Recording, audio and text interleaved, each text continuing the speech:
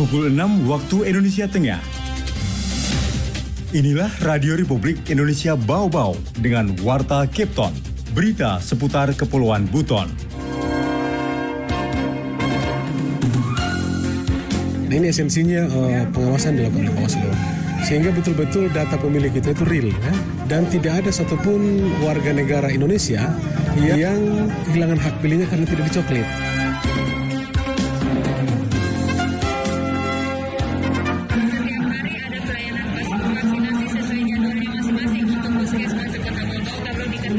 Pelayanan vaksinasi di Kota Bau-Bau itu ada 18 unit pelayanan, 17 puskesmas.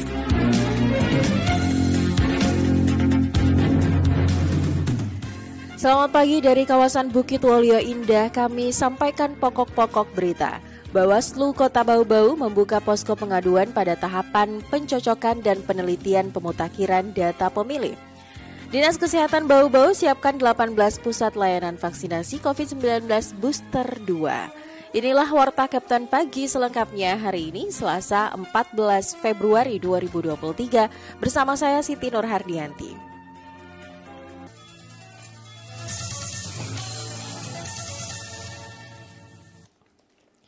Berita yang pertama, Bawaslu Kota Bau-Bau membuka posko pengaduan pada tahapan pencocokan dan penelitian pemutakhiran data pemilih. Posko aduan ini dibuka di kantor Bawaslu dan di 8 sekretariat Panwaslu Kecamatan. Selengkapnya Afriansyah melaporkan. Dan kalau ada masyarakat kemudian yang tidak sempat dicoklit misalnya, ya, itu Bawaslu membuka posko pengaduan. Ya. Bawaslu Kota Bau-Bau membuka posko pengaduan pada tahapan pencocokan dan penelitian atau coklit pemutakhiran data pemilih untuk pemilu 2024. Tahapan coklit berlangsung mulai 12 Februari sampai 11 April 2023. Anggota Bawaslu Bau-Bau Yusran Elfargani mengatakan posko pengaduan dibuka di kantor Bawaslu dan di 8 sekretariat Panwaslu Kecamatan sekota Bau-Bau. Masyarakat dapat melapor di posko tersebut jika misalnya telah memenuhi syarat sebagai pemilih namun tidak dicoklit oleh Panitia Pemutakhiran Data Pemilih atau Pantarli. Dan kalau ada masyarakat kemudian yang tidak sempat dicoklit misalnya, ya, itu Bawaslu membuka posko pengaduan, ya, pengaduan daftar pemilih, dan itu ada di Bawaslu Kota Bau-Bau maupun di Panwas Kecamatan. Silakan masyarakat melapor ke sana, nanti kami akan fasilitasi agar terdaftar sebagai pemilih yang kalau sudah memenuhi syarat. Ya.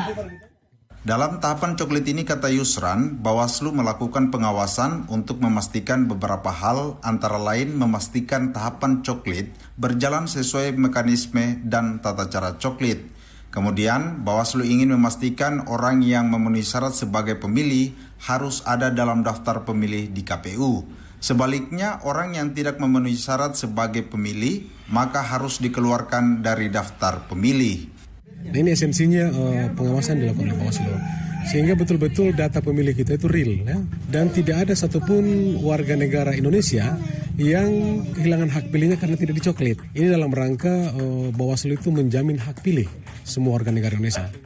Sebelumnya, Ketua KPU Bau-Bau Edi Sabara secara resmi telah meluncurkan pelaksanaan coklit pemutakhiran data pemilih dalam pemilu 2024 di kantor KPU setempat pada Minggu 12 Februari. Edi mengatakan Pantarli sebagai petugas yang melaksanakan coklit akan menyasar daftar pemilih sebanyak 110.510 orang yang tersebar di 446 tempat pemungutan suara atau TPS. Di Bau-Bau ini jumlah pemilih kita sekitar 110.510, ini tersebar di 446 TPS. Sehingga jumlah Pantarli yang akan memutakhirkan data pemilih kita itu juga berjumlah sejumlah TPS, yaitu 446 orang yang tersebar di 43 kelurahan di 8 kecamatan. Nantinya, kata Edi, hasil coklit tersebut akan difinalisasi oleh Panitia Pemungutan Suara menjadi daftar pemilih sementara atau DPS. Pun begitu, kata Edi, DPS tersebut masih bisa berubah jika memang dalam proses coklit ada yang terlewatkan atau misalnya ada warga yang pindah tempat memilih di Bau-Bau, sehingga DPS akan kembali diverifikasi untuk dimutakhirkan menjadi daftar pemilih tetap. Reporter RRI Bau-Bau, Afriansyah melaporkan. Dinas Kesehatan Kota Bau-Bau siapkan 18 pusat layanan vaksinasi COVID-19 booster kedua. Waude Nurliani menurunkan laporannya. Layanan booster 2 atau vaksinasi COVID-19 dosis 4 di Kota Bau-Bau telah dibuka sejak 28 Januari 2023. Sebanyak 18 fasilitas kesehatan disiapkan untuk melayani masyarakat mendapatkan layanan suntikan vaksin tersebut. Kepala Bidang Pencegahan Penyakit Dinas Kesehatan Bau-Bau Yuslina menyebutkan, lokus vaksinasi itu terdiri dari 17 puskesmas dan 1 rumah sakit Bayangkari untuk melayani masyarakat mendapatkan suntikan dosis penguat secara terjadwal yang dapat diakses di media sosial Dinas Kesehatan Bau-Bau. Yuslina menjelaskan, ketentuan pemberian vaksin booster 2 interval waktunya dari booster dosis pertama adalah 6 bulan, khusus untuk warga yang berusia 18 tahun ke atas, kurang dari 6 bulan pihaknya tidak memberikan layanan. Jadi sejak keluarnya surat edaran itu yang 20 Januari, di situ menyatakan bahwa 28 Januari itu sudah bisa masyarakat vaksinasi. Jadi di puskesmas langsung juga bisa melayani pelayanan yang dosis 4 ini atau booster kedua. Jadi 17 puskesmas itu sudah terjadwal. Setiap hari ada pelayanan vaksinasi sesuai jadwalnya masing-masing untuk puskesmas Kota Bau-Bau.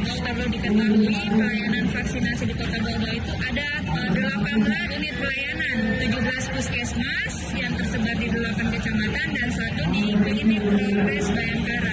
Lanjut Yuslina, meskipun PPKM telah dicabut, namun status pandemi COVID-19 belum berakhir. Untuk mencegah meningkatnya kasus dan meningkatkan kekebalan imun masyarakat terhadap virus corona, sebaiknya warga tetap melaksanakan vaksinasi COVID yang telah ada di pusat layanan kesehatan Bau-Bau. Di samping vaksin, kata Yuslina, warga diminta tetap menerapkan protokol kesehatan, mengingat masih ada kasus COVID-19 di Kota Bau-Bau. Yuslina juga menjamin ketersediaan vaksinasi. Jika stok habis, maka pihaknya akan segera meminta ke provinsi, sehingga kegiatan vaksinasi di puskesmas tetap berjalan sesuai dengan jadwal. Diketahui interval vaksinasi dosis pertama ke dosis kedua adalah 28 hari untuk usia 12 tahun ke atas, sementara booster pertama atau dosis 3 pemberiannya minimal 3 bulan setelah vaksin dosis 2. Waude Nurliani, reporter Bau-Bau, melaporkan. Program studi Matematika FKIP Unidayan untuk yang ke-24 kalinya kembali menggelar Lomba Kreativitas Siswa Bidang Studi Matematika. Selengkapnya dilaporkan Harul Mulko. Matematika itu ilmu yang unik. Kadang-kadang sebagian orang mengatakan ilmu yang sulit, ilmu yang membosankan. Itu karena mereka belum paham. Program studi Matematika Fakultas Keguruan dan Ilmu Pendidikan Universitas Dayanu Iksanuddin untuk ke-24 kalinya kembali menggelar Lomba Kreativitas Siswa Bidang Studi Matematika. Lomba yang diikuti ratusan pelajar SD, SMP, dan SMK itu dimulai Senin 13 Februari 2023 setelah resmi dibuka Wali Kota Bau-Bau Laode Ahmad Monianse Senin pagi di Aula Laode Malim, Kampus Unidayan Bau-Bau. Ahmad Monianse mengatakan matematika merupakan ibunya ilmu pengetahuan, sehingga jika ingin membangun SDM yang baik dengan tidak mengecilkan bidang lainnya, maka harus diperkuat basis matematika. Karena anak-anak yang memiliki landasan matematika yang baik, pasti memiliki logika berpikir yang bagus, punya kesadaran yang tinggi karena penuh dengan perhitungan, dan untuk ilmu terapan lainnya sudah sangat mudah untuk dilakukan. Oleh itu maka saya sangat berharap teman-teman FKIP dari matematika jangan pernah berhenti, karena ini adalah sumbangan terbesar kita untuk membangun generasi masa depan. Matematika itu ilmu yang unik. Kadang-kadang sebagian orang mengatakan ilmu yang sulit, ilmu yang membosankan. Itu karena mereka belum paham, belum tahu apa kegunaannya. Melalui lomba inilah kita mencoba memperkenalkan kepada khalayak agar benar-benar dipahami matematika itu sebenarnya alat untuk mempermudah kehidupan. Jadi semakin mantap matematikanya, semakin mudah hidupnya. Sementara itu, Rektor Unidayan LM Samsul Kamar menyebut lomba yang telah berlangsung puluhan tahun ini memiliki peminat yang tinggi sehingga pihak rektorat terus memberikan dukungan. Ini diselenggarakan setiap tahun, sehingga ini sudah 20 tahun dan sudah cukup lama. Dan minat dari para peserta baik SD, SMP, SMA ini sangat besar. Sebab memang ini untuk melatih mereka dalam bidang matematika. Di tempat yang sama, Ketua Panitia Laode Tommy mengatakan lomba kreativitas siswa bidang studi matematika ke-24 ini terdiri dari lomba cerdas cermat yang diikuti 55 regu dari 47 SD, SMP, SMA, dan SMK di Kota Bau-Bau dan kabupaten sekitar. Selain cerdas cermat, juga digelar lomba tes kemampuan matematika sekolah dan lomba menyanyi solo serta lomba kreativitas siswa yang sampai saat ini masih dibuka pendaftarannya. Reporter RRI Bau-Bau, Hairul Mulku, melaporkan. Anda sedang mendengarkan Warta Kepton, berita seputar Kepulauan Buton. Kita beralih ke informasi lainnya. Nur Hidayah, pelaku UMKM di Kota Bau-Bau, masuk urutan ke-8 pendampingan halal di Sulawesi Tenggara. Kembali dilaporkan Waode Nurliani. Salah satu pendamping halal Kota Bau-Bau, Nur Hidayah, dari Halal Center Cendika Muslim dan Yayasan Pendidikan Cendekia Muslim mendapatkan peringkat 8 se-Sulawesi Tenggara atas kinerja pendamping halal. Ibu satu anak tersebut tercatat telah mendampingi lebih dari 10 UMKM untuk mendapatkan sertifikasi halal dari BPJPH atau Badan Penyelenggara Jaminan Produk Halal yang dikeluarkan melalui sidang fatwa MUI. Kepada RRI, Ibu Daya sapaan akrab pengelola Siomaimo Kuliner tersebut mengaku bangga bisa masuk 10 besar dalam deret pendamping halal di Bau-Bau. Selain dirinya, suaminya bernama Candi juga aktif sebagai pendamping halal dan juga masuk urutan ke-12 dari puluhan pendamping di Sulawesi Tenggara. Kalau untuk pendampingan halal itu seperti kita masih dilihat dari jumlah yang kita, keaktifannya kita untuk mendampingi UMKM yang mau bikin produk halalnya. Dan kita juga sudah ada kita sudah terregister, kita sudah punya ID juga untuk jadi pendamping halal. Kalau untuk produk kita harus sama, kita pendampingan itu kita dampingi betul, kita tahu produk-produk bahan-bahan yang dipakai dari UMKM ini yang dia produksi itu, kita sekalian kita bantu juga, kita bimbing begitu untuk dapatkan untuk sertifikat halal yang permudah, karena kita lagi ada program Sehati sertifikat halal gratis. Kini pihaknya mengejar target mensukseskan program pemerintah pusat menerbitkan 1 juta sertifikasi halal di seluruh Indonesia dengan mendampingi lebih banyak lagu UMKM di Bau-Bau untuk mendapatkan sertifikat tersebut. Program sertifikasi halal gratis atau Sehati dari Badan Penyelenggara Jaminan Produk Halal Kementerian RI telah di-launching sejak awal Januari 2023. Manfaat bagi pelaku usaha yakni memberikan ketenangan pada produsennya, memperbaiki manajemen produksi, mengetahui sumber bahan baku yang halal, meningkatkan daya saing produk dan kepercayaan konsumen semakin baik. Adapun nomor kontak Ibu Daya 081314166414 bagi UMKM yang ingin didampingi proses pengurusan sertifikasi halalnya, sebab prosesnya akan memakan waktu hingga 3 bulan. Wade Nurliani, reporter Bau-Bau, melaporkan. Wali Kota Bau-Bau salurkan bantuan kepada 1 kepala keluarga korban bencana kebakaran di Kelurahan Bataragoro. Kembali dilaporkan Harul Mulku. Saya lagi masak sambil nyuci sebenarnya, terus tiba-tiba api dan menyala. Wali Kota Bau-Bau, Laude Ahmad Monianse, didampingi Kepala Dinas Sosial Bau-Bau, Hana Rudin, menyerahkan bantuan tangga bencana kepada 1 kepala keluarga korban kebakaran di Kelurahan Bataragoro Senin sore. Bantuan Pemkot Bau-Bau itu berupa beras, telur, mie instan, dan sejumlah pakaian anak. Laude Ahmad Monianse menyebut meski tidak sebanding dengan kerugian yang dialami, namun ini merupakan bentuk kehadiran pemerintah saat mengetahui warganya mengalami musibah. Ahmad Monianse juga memberikan santunan uang kepada 5 orang anak korban yang semuanya masih kecil-kecil. Di kesempatan baik ini juga nanti saya akan koordinasi dengan Basnas. Siapa tahu Basnas bisa juga memerlukan bantuannya, ala kadarnya juga untuk memperkuat hari-hari ibu bersama keluarga. Karena kami tahu persis duka yang dalam ini pasti juga akan membuat kita tidak berdaya, konsentrasi kita terpecah, sehingga kami harus hadir untuk meringankan. Dan kami dari pemerintah bersama Basnas nanti juga akan mencoba mendukung ibu kalau misalnya punya usaha atau ingin berusaha. Nanti kita diskusi dengan Basnas. Penuturan korban Ibu Marlina, bencana kebakaran itu terjadi pada Senin kemarin sekira pukul 9 pagi. Saat itu dirinya tengah memasak menggunakan kompor minyak, namun secara tiba-tiba api membesar dan melahap mesin pendingin atau kulkas yang terpasang tepat di samping kompor. Untungnya dengan sigap masyarakat sekitar turut membantu memadamkan api sebelum datangnya petugas damkar dan penyelamatan Kota Bau-Bau. Saya lagi masak sambil nyuci sebenarnya, terus tiba-tiba api dan menyala besar dan merembes nih ke kulkas, kan dekat sekali posisi kulkas dengan kompor.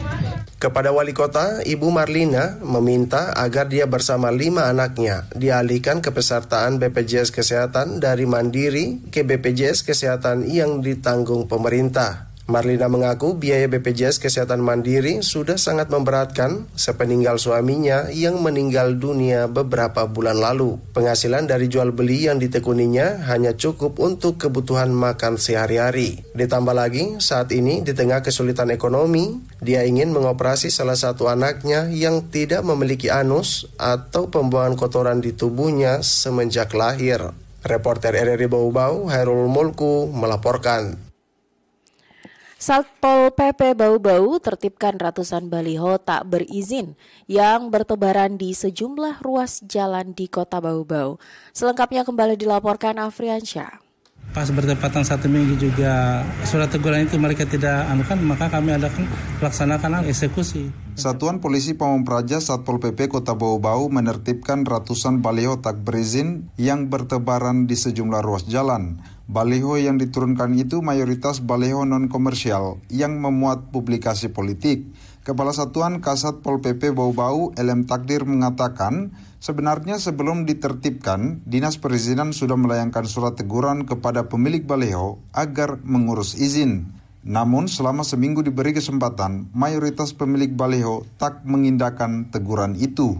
Sebelum kami adakan tindakan eksekusi ini, Pak, sebelumnya dinas terkait sudah memberi teguran 1 minggu, dikasih kesempatan. Setelah tidak ada tindakan 1 minggu, kemudian kami rapat dan Senin kemarin pas bertepatan 1 minggu juga surat teguran itu mereka tidak anukan, maka kami adakan laksanakan eksekusi pencabutan baliho-baliho yang tidak berizin itu. Namun di situ ada beberapa baliho-baliho yang non komersial itu juga sudah izin, jadi kita tidak cabut, dan itu kami sudah laksanakan selama 1 minggu kegiatan sampai hari ini. Takdir mengatakan upaya penertiban akan terus dilakukan sebab pihaknya mengakui masih banyak baleho-baleho belum ditertibkan yang melanggar Perda Kota Bau-Bau nomor 12 tahun 2011 tentang izin reklame. Dalam penertiban baleho ini, petugas tidak melakukan pengerusakan, melainkan hanya menurunkan dari tempatnya lalu dibawa ke markas Satpol PP Bau-Bau untuk diamankan sebagai barang sitaan. Iya, untuk saat ini sesuai dengan aturan juga, kalau memindahkan barang-barang yang kita sita ini, insya Allah kita akan jaga keutuhannya. Dan sampai saat ini baliho ini di Pol PP ini sudah hampir 100 baliho ini. Itu saya lihat rata-rata saya kira masih utuh. Kalaupun sedikit lecet mungkin error di jalan. Takdir mengatakan bagi pemilik baliho yang telah mengurus izin dipersilakan mengambil balihonya untuk dipasang kembali sesuai tempat yang telah ditentukan. Pihaknya juga mengingatkan masyarakat yang hendak memasang baliho agar mengurus izin terlebih dulu, karena selain untuk pendapatan asli daerah, dengan izin itu, instansi teknis bisa mengarahkan tempat pemasangan baliho yang sesuai ketentuan, bukan di sembarang tempat. Reporter RRI Bau-Bau, Afriansa, melaporkan. Berita yang terakhir, memasuki pekan ketiga Februari 2023 menjadi Rp25.000 per kilogram. Cabai merah besar dari Rp25.000 menjadi Rp30.000 per kilogram. Cabai rawit hijau dari Rp15.000 menjadi Rp18.000 per kilogram. Dan cabai rawit dari harga Rp25.000 menjadi Rp30.000 per kilogramnya. Sejumlah sayuran lainnya juga naik, di antaranya wortel dari Rp18.000 menjadi Rp20.000, harga tomat pun naik dari Rp10.000 menjadi Rp12.000 per kilogramnya. Kepala Dinas Perdagangan dan Perindustrian Kota Bau-Bau, Laode Ali Hasan mengatakan, harga cabai rata-rata naik mulai 20% hingga 50% disebabkan stok di pasar kurang suplai daerah dari Buton. Selain sayur dan cabai, beras medium juga naik dari Rp9.000 menjadi Rp10.000 per kilogram. Faktor kenaikannya karena di tingkat petani belum panen suplai Kabupaten Konawe. Sementara harga telur ayam turun Rp1.000 dari Rp56.000 menjadi Rp55.000 per rak. Adapun harga kebutuhan lainnya masih tergolong stabil. Beras kepala Rp12.800 per kilogram, gula pasir Rp15.000 per kilogram, minyak goreng kemasan 1 liter merek minyak kita Rp15.000 dan Sania Rp21.000 per liter. Daging sapi Rp140.000 per kilogram dan ayam potong jumbo Rp65.000 per ekornya.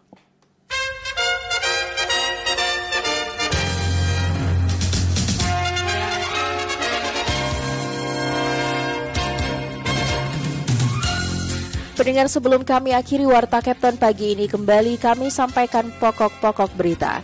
Bawaslu Kota Bau-Bau membuka posko pengaduan pada tahapan pencocokan dan penelitian pemutakhiran data pemilih.